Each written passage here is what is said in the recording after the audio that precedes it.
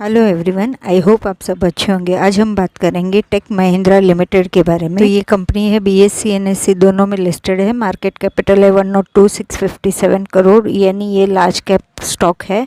Stock P 19.2 है, ROC 26.6% है, ये अच्छा है। करंट प्राइस है 1055, बुक वैल्यू है 276, आरओई 21.5% है। हाई प्राइस है 1838, लो प्राइस है 944, डिविडेंड यील्ड 1.43% है, ये भी अच्छा है। फेस वैल्यू है 5 rupees. Current price book value से ज़्यादा में ट्रेड कर रहा है, यानी बाइंग ज़्यादा रहेगी सेलिंग से, इसके लिए करंट प्राइस ज़्यादा में ट्रेड कर रही है। पॉजिटिव पॉइंट्स देखेंगे तो कंपनी ने हेल्दी डिविडेंड पे आउट दिया है 64.07% से। नेगेटिव पॉइंट्स देखेंगे तो सेल्स ग्रोथ कम हुआ है 8.91% से लास्ट 5 ईयर से। क्वार्टरली रिजल्ट्स देखेंगे तो फर्स्ट क्वार्टर का रिजल्ट आ गया है, सेल्स है 12,708 करोड़, यानी सेल्स अच्छा खासा बढ़ गया है। अगर ईयर ऑन ईयर के हिसाब से देखेंगे तो जून 21 के हिसाब से 10,198 करोड़ था, और अगर मार्च के साथ कंपेयर करेंगे तो मार्च में था 12,116 करोड़, जिससे ये साल का फर्स्ट क्वार्टर का सेल्स अच्छा खासा है।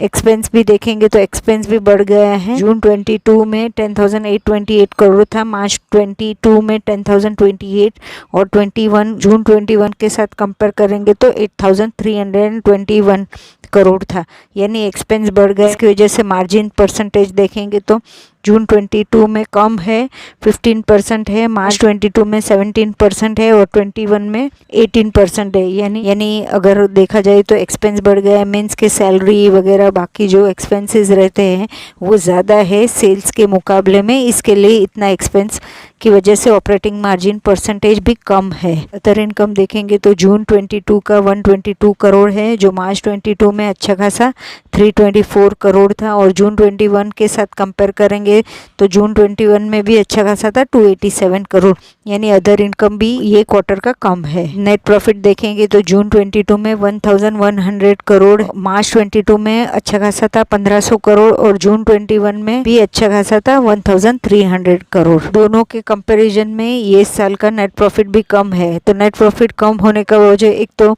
सबसे पहले एक्सपेंस बढ़ गया है, अदर इनकम भी कम है, इसकी वजह से नेट प्रॉफिट भी कम है। पीएस भी देखेंगे तो सिर्फ 11.64 है, पिछले साल के हिसाब से जून 21 के कंपैरिजन में कम है। Year on year profit and loss देखेंगे तो मार्च 22 में सेल्स है 44,600 करोड़, और टीटीएम है 47,100 करोड़।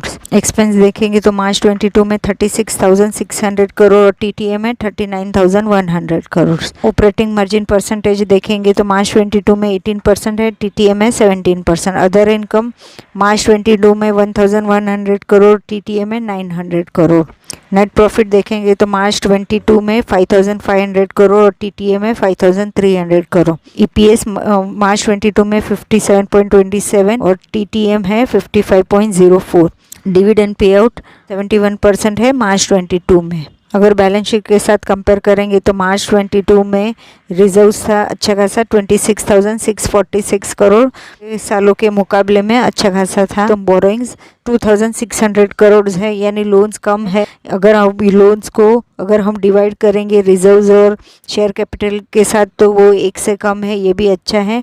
अदर लाइबिलिटीज़ मार्च 22 की पे करनी थी 14,900 करोड़, और टोटल असेट्स मार्च 22 में 44,400 करोड़ है टोटल असेट्स, ये भी अच्छा है पिछले सालों के हिसाब से। मार्च 22 का कैश फ्लो देख तो 1,098 करोड़ है, ये अच्छा है। डेटर्स डेज देखेंगे कस्टमर से पेमेंट तो 98 डेज में आता है, जो बहुत ही डिलेज पेमेंट आता है, तो ये एक नेगेटिव पॉइंट भी बोल सकते हो। आरओसी अच्छा खासा 27%। होल्डिंग पैटर्न्स देखेंगे तो जून 22 में प्रोमोटर्स के पास है 35.24, एफआईज में 30.43, डीआईज में 20.73, गवर्नमेंट के पास है 0.17, पब्लिक के पास है 13.43। यानी अगर हम पिछले क्वार्टर के हिसाब से देखेंगे प्रमोटर्स ने 0.2% कम किया है, एफआईज भी कम लगातार कम हो रहा है, डीआईएस में बढ़ा दिया है, ये अच्छी बात है, लेकिन प्रमोटर्स और एफआईएस ने कम किया है, ये नेगेटिव भी बोल सकते हो। गवर्नमेंट के पास एज इट इज़ है, और पब्लिक के पास है थोड़ा बढ़ा दिया है 13.43% है। आज का प्राइस है 1054, यानी 2.18% से प्राइस हाई है।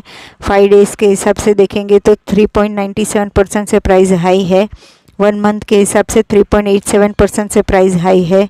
6 मंथ्स के हिसाब से देखेंगे तो 28.29% से प्राइस लो है। YTD के हिसाब से देखेंगे तो 40.58% से प्राइस लो है। अगर 1 ईयर के हिसाब से देखेंगे तो 5.96% से प्राइस लो है। 5 ईयर्स के हिसाब से देखेंगे तो 159.32% से प्राइस हाई है। अगर मैक्स चार्ट के हिसाब से देखेंगे तो 682.96% से प्राइस हाई है। यानी ये 1 सितंबर 2006 को ये प्राइस थी 135.46, जो आज रेंज कर रही है 1055-56 के आसपास। ये कंपनी ने अच्छा खासा रिटर्न्स दिया है। इवन कंपनी लगातार डिविडेंड देती है। 21 जुलाई 2022 को अभी डिविडेंड दिए थे 15 रुपीज़ 300% के हिसाब से। नवंबर 21 में भी 15 रुपीज़ पर शेयर दिया था 300% के हिसाब से।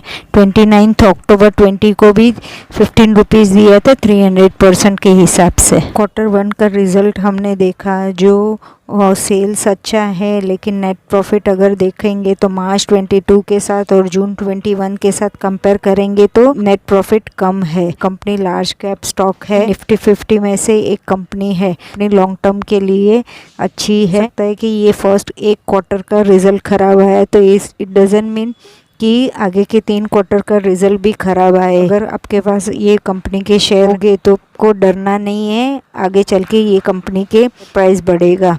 तो आई होप आपको मेरा वीडियो पसंद आया होगा। अगर आया होगा और अगर यूज़फुल लगा होगा तो प्लीज़ लाइक करें, शेयर करें, मेरे चैनल को सब्सक्राइब भी करें। Thank you for watching. Bye.